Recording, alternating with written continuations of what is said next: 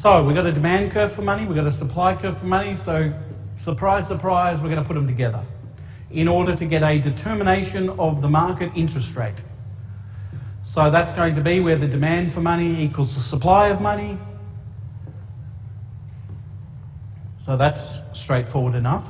Where there's no oversupply of money, there's no undersupply of money, there's no excess demand for money, there's no shortage of money at any given interest rate.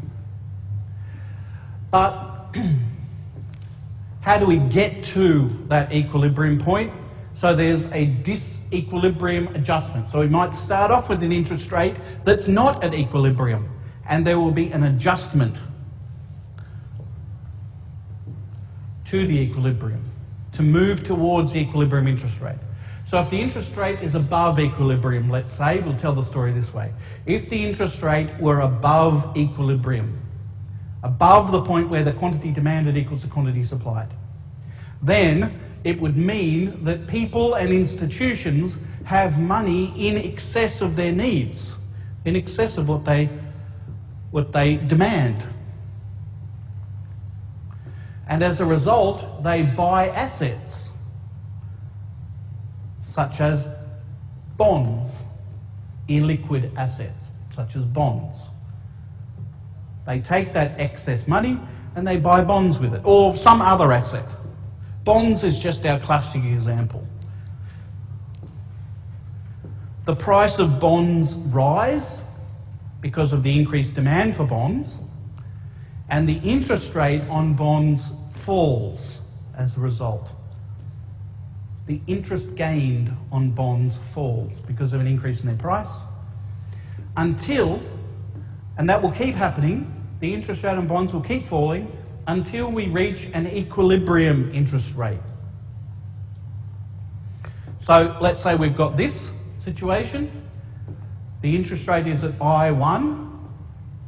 We can see there that there's a surplus of money. That is, there's money in existence over and above what is demanded by households and businesses.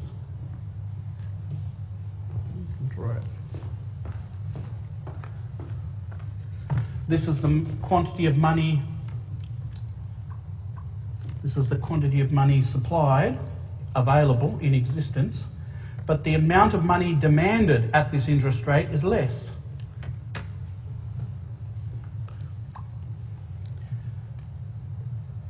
So businesses and households buy bonds, pushes up the price of bonds, and decreases the interest gained on bonds.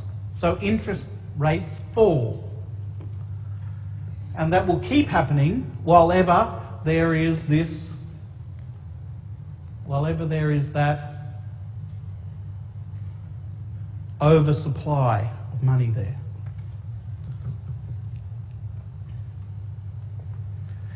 So interest rates fall.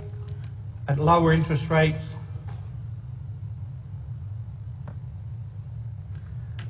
there's an expansion in the demand for money, because as we saw before, a fall in interest rates increases the quantity of money demanded.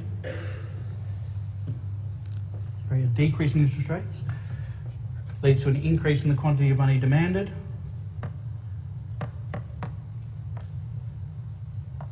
So the quantity of money demanded keeps expanding until it reaches the quantity supplied at a new lower interest rate. This is the disequilibrium adjustment process. We adjust to an equilibrium until we get to our equilibrium here, an interest rate where the quantity demanded equals the quantity supplied.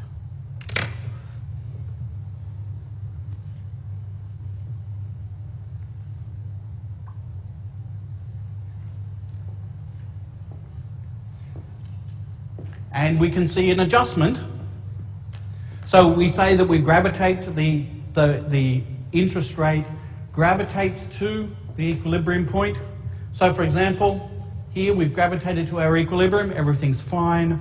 And let's say Investors become more confident about the future, so they demand more money in order to build new factories and buy more equipment. Increase in the demand for money.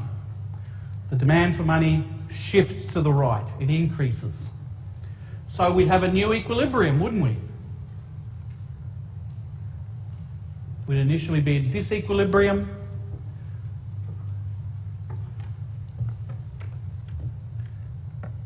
The new quantity demanded is here.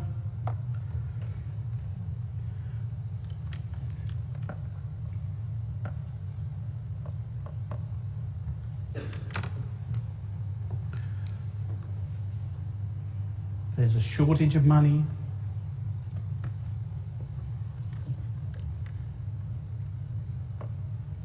People want to hold more money than bonds. They sell bonds, the price of bonds falls. When the price of bonds falls, the interest generated on bonds rises. When the interest generated on bonds rises, interest rate rises. Interest rate starts to rise, leads to a contraction in the quantity demanded until we get to our new equilibrium.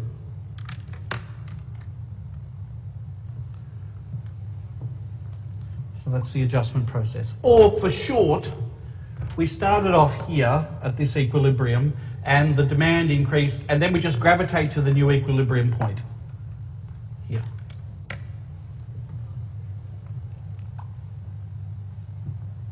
So the interest rate rises when there's an increase in the demand for money. If we had an upward sloping supply curve, a bit more realistic, then it's basically the same story, except interest rates will rise. We start at this equilibrium. Demand increases like before, but now we know the supply curve is upward sloping, meaning that when there's an increase in interest rates, the financial institutions find it in their interests to lend more than they did before. So the quantity of money in the economy increases. So we move to our new equilibrium. Interest rates rise. Banks increase their supply of money, the quantity of money supplied. So we move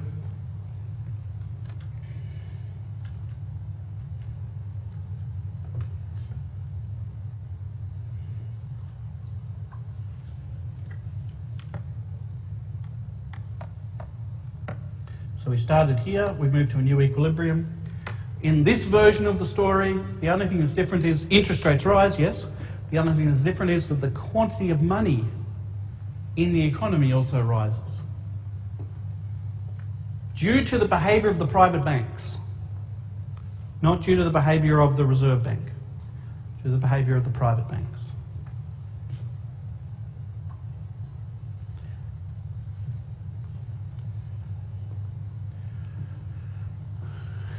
If we go back, instead of that, we go back and we assume the simple case where we've got a vertical supply curve for money, that is the Reserve Bank has total control over the money supply, and the Reserve Bank decides that it's going to increase the money supply. It buys bonds from the banks, it buys pieces of paper from the banks and gives them money. That increases the supply of money. The private banks then lend, privately expand the amount of money and that causes an overall increase in the supply of money. So we start off, which means we'll generate a new equilibrium point, a new point where the quantity demanded equals the quantity supplied. So we started here. The Reserve Bank causes an increase in the supply of money in the banking system. So the overall supply of money goes up, but that creates a new equilibrium, which means the interest rate falls.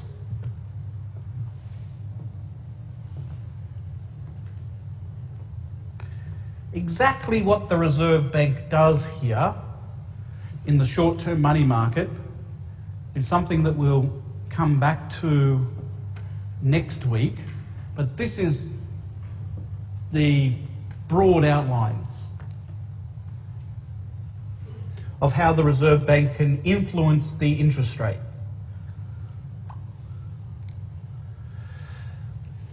what's the effect of this?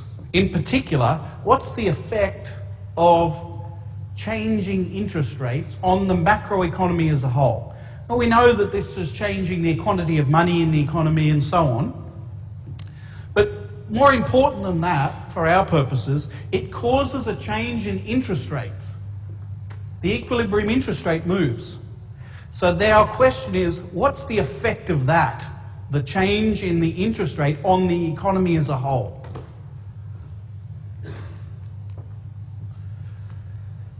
We know that changing interest rates has a macroeconomic effect on aggregate demand, on expenditure in the economy. If interest rates fall, then remember, interest is the cost of borrowing money.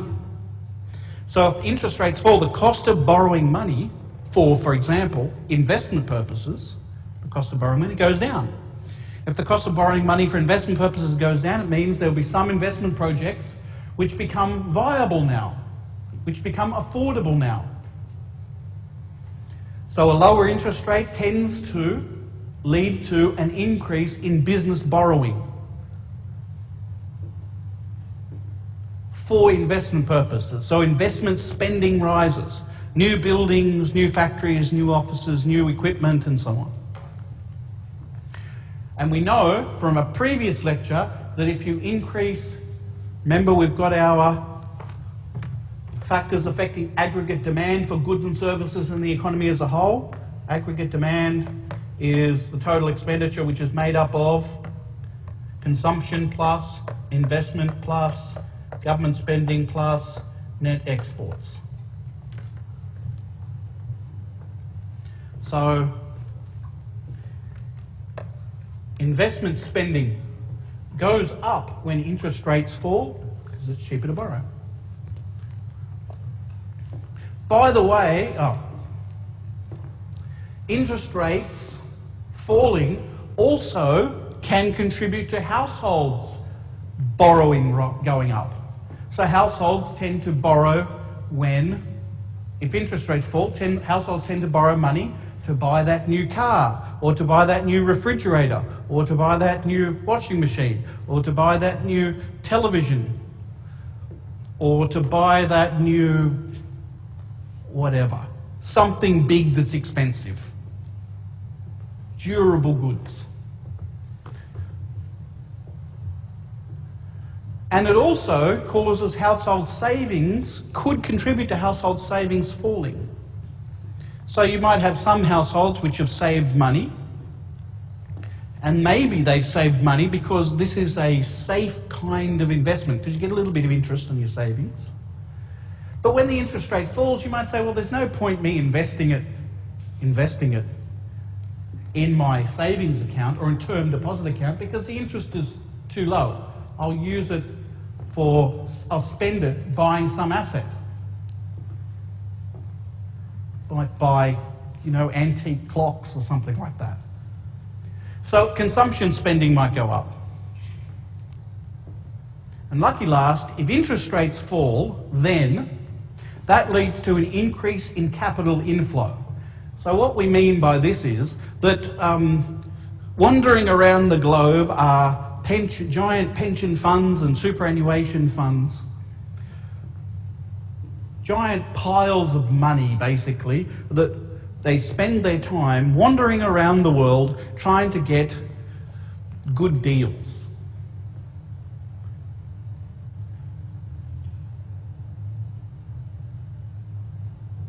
This is wrong, I just realised. So ignore some of these arrows, and I'll tell this story as I correct it. So if interest rates fall, then these funds, private funds, wealth funds and so on, that are wandering around the globe looking for good interest rates, they might have parked their money in the Australian financial system because they might be getting good interest rates, better than in other countries. And then interest rates in Australia fall. If that happens, then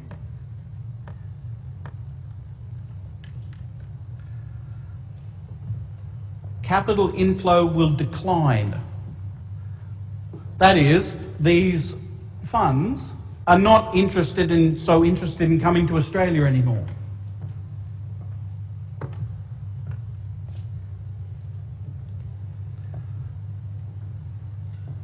And if that occurs, there's less capital coming into Australia, then capital which normally would have come into Australia will need to convert its money from some foreign currency, need to convert it into Australian dollars. Well, that doesn't happen anymore. So there's a decrease in demand for Australian dollars by those foreign funds who would convert it into Australian dollars. So there's a decrease in demand for Australian dollars. There's a decrease in the demand for Australian dollars, then the exchange rate, the value of the Australian dollar, will depreciate. If the value of the Australian dollar depreciates, that's not necessarily a bad thing for exporters. If you're an exporter, that's a great thing, because a decrease in the value of the Australian dollar makes your exports cheaper overseas, relatively cheaper overseas. It makes exports more attractive, which leads to an increase in the demand for exports. And it also means imports, when the Australian dollar decreases in value, imports become more expensive. So they become less attractive to Australians, so the demand for imports falls. So if there's an increase in the demand for exports and a decrease in the demand for imports, what happens to net exports overall? They rise. Net exports are exports minus imports.